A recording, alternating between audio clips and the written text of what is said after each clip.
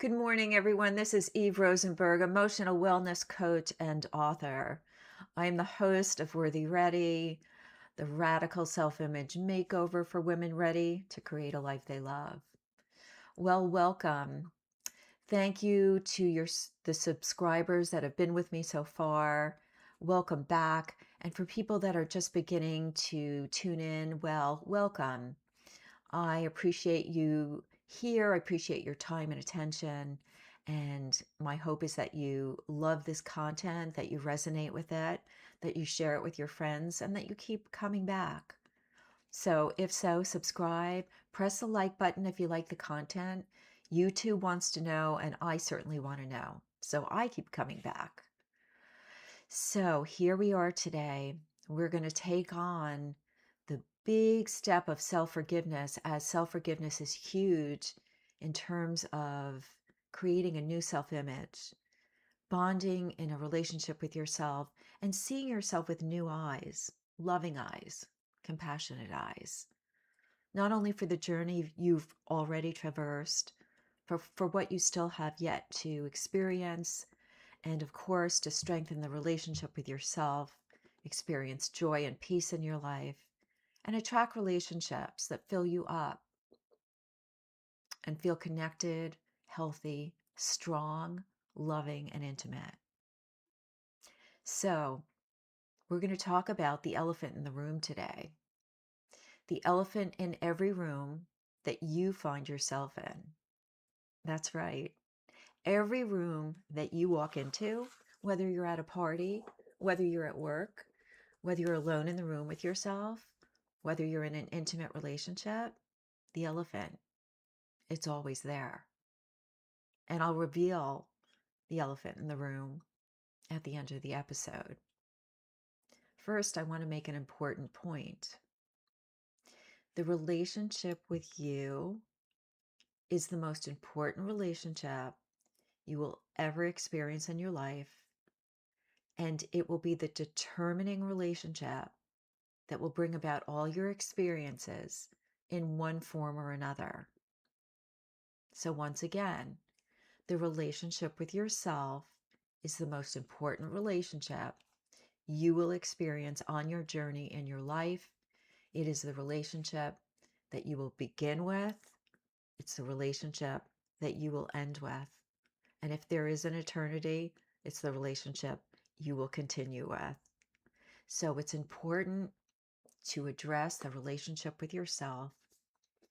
And I will reveal the elephant in the room of the greatest impediment in the relationship with yourself that started at one point, that continues, and that affects everything in your life. I'm going to start by reading a story. This is a story that is personal in my life. It's in my book, Your Happy Life Realized. This is my first book. It's all about people pleaser reform. And I share this story in this book. It's a very important story as it changed me forever. I was never the same again. And as I read this story to you, my hope is that something comes up for you, something in your life. It may be painful, and it probably is, but it's something that has changed you. And it's something that I encourage you remember, of course, taking responsibility for yourself as you do, because it's going to be about recognizing the elephant in the room, how it came to be, how it's still here. And it's not about getting rid of the elephant. It's just about knowing what the elephant is so that you could take the necessary steps to have better experiences. Again, we're going to go into self-forgiveness.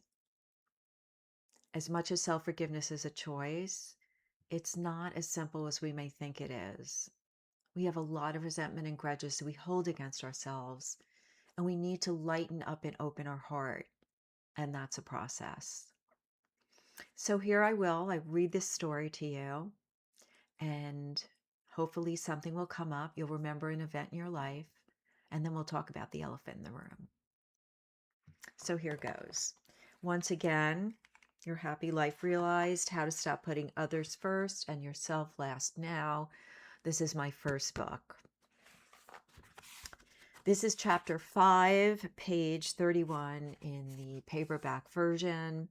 I'm going to start with a quote by Janis Joplin. Never compromise yourself. You're all you've got. Never compromise yourself. You're all you've got. When will you be home? Asked my husband Daniel, who was at the top of the stairs. It was mid-morning, and the sun was streaming through the window. I stood at the bottom of the stairs with a few of my favorite clothes draped over my arm. He was still in his sleeping attire, boxer shorts and a white undershirt, appearing taller than his 6'4" frame as he stood looking down at me. His dark brown curly hair looked coiffed, and his rosy cheeks gave the impression he was in perfect health. I don't know, I said.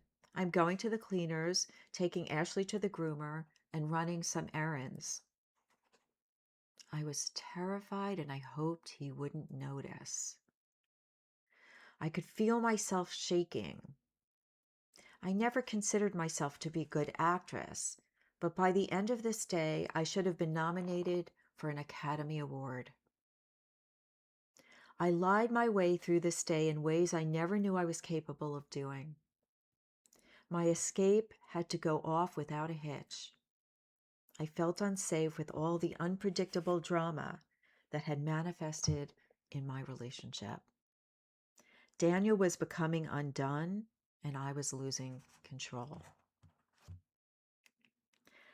Let me take some clothes in to the cleaners for you, I said. Daniel gathered his laundry together and brought it down. I had been people-pleasing my way through this marriage for years. Many times I had to hide how I felt or what I had planned to do on a given day.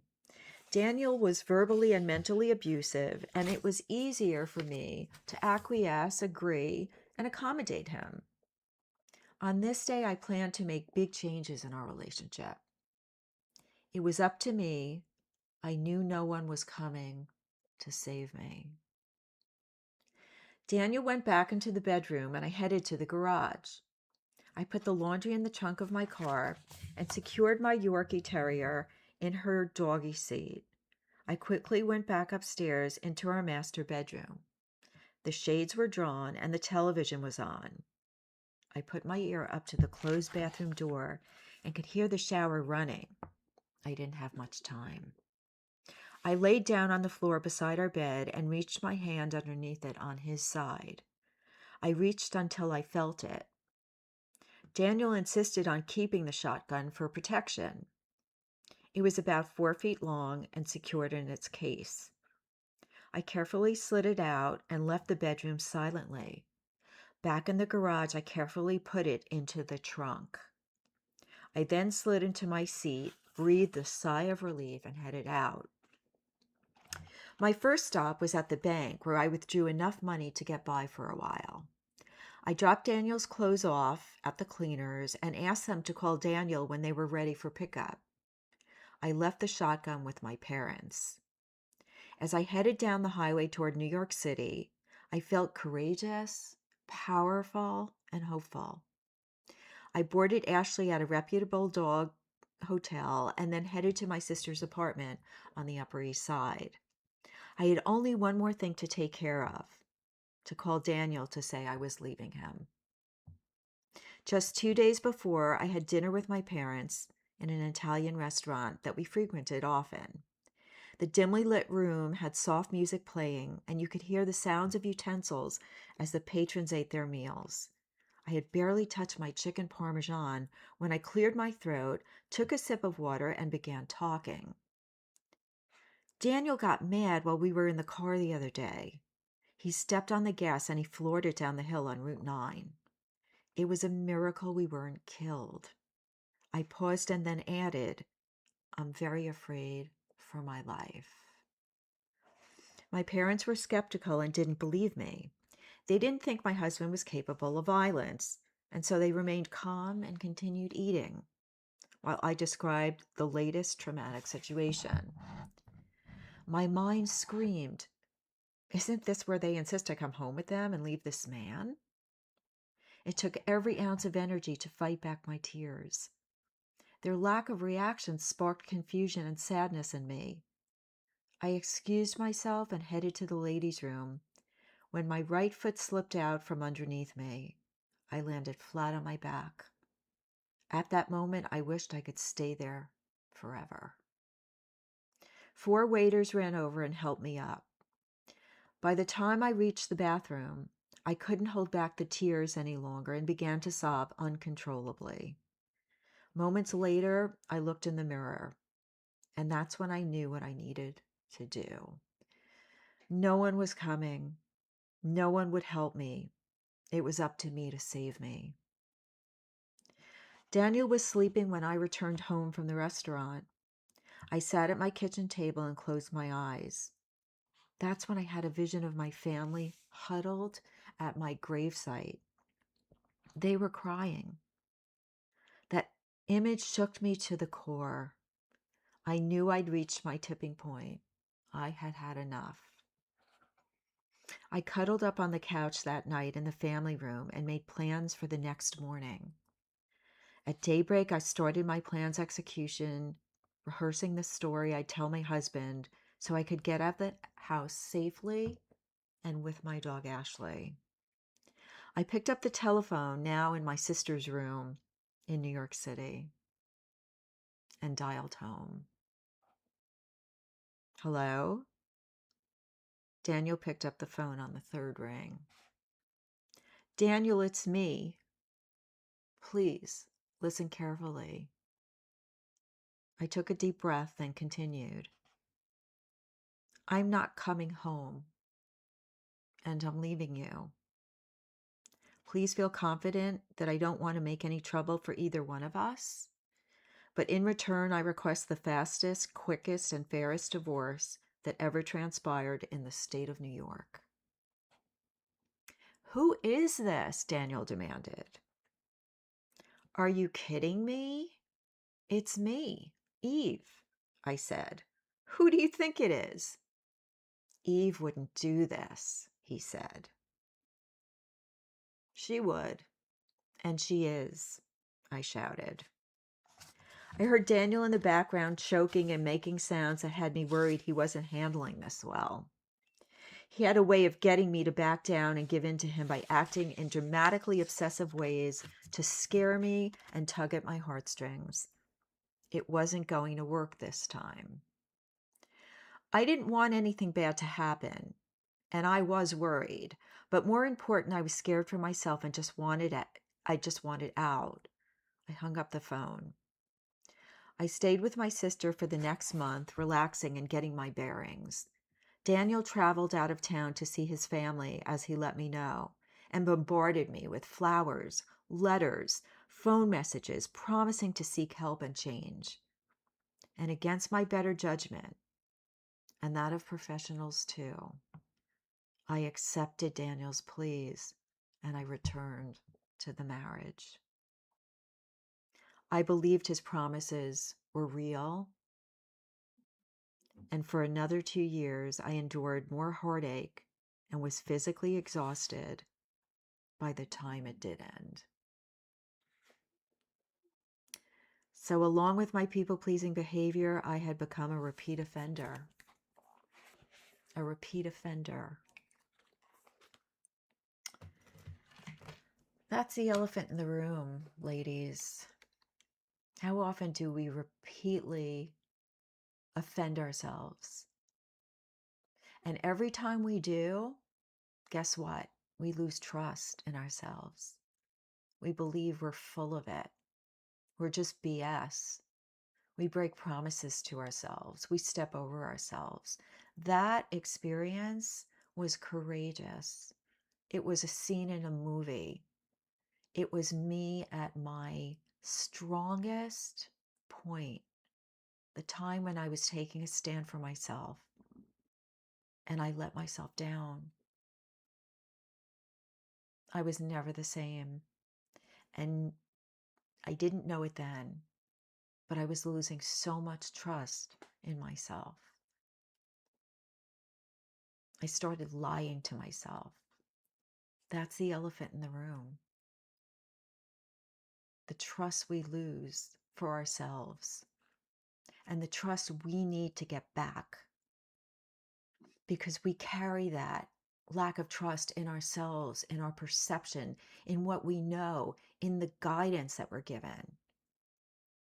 And we take other people's word over ours. That's the elephant in your room.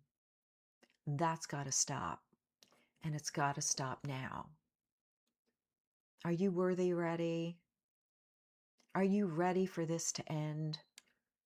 Are you ready to create a relationship with yourself that you love? Are you ready to forgive yourself?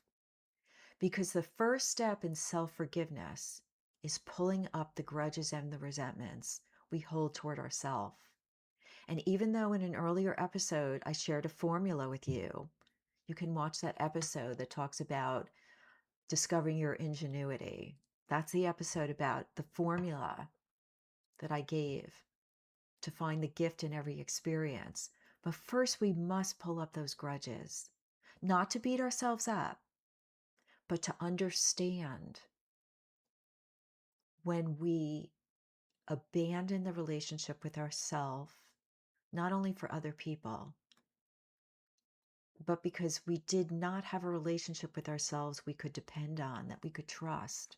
In fact, it became very mistrusting. I hope you go forth this week. Find an experience in your life that changed you, that you offended yourself, that you didn't take a stand for yourself, that you allowed yourself to be talked out of what you knew. Maybe it was for hope. Maybe we were naive. Whatever it was. As we go forward, we want to forgive ourselves. Not everything was our fault. I'm not suggesting that. Some things we didn't know.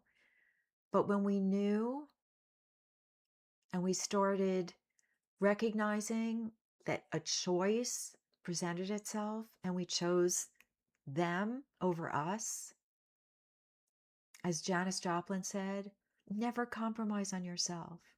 You're all you've got. I hope you go forth this week. Remember, this is not to beat yourself up. This is to open your heart to yourself, to see what you've been through,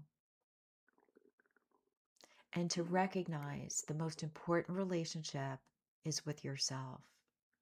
I will talk to you next week. Happy, happy Independence Day. Here's a shirt I wore for you today. As you embark on the 4th of July and you celebrate yourself. Celebrate your independence. And I'll talk to you next week.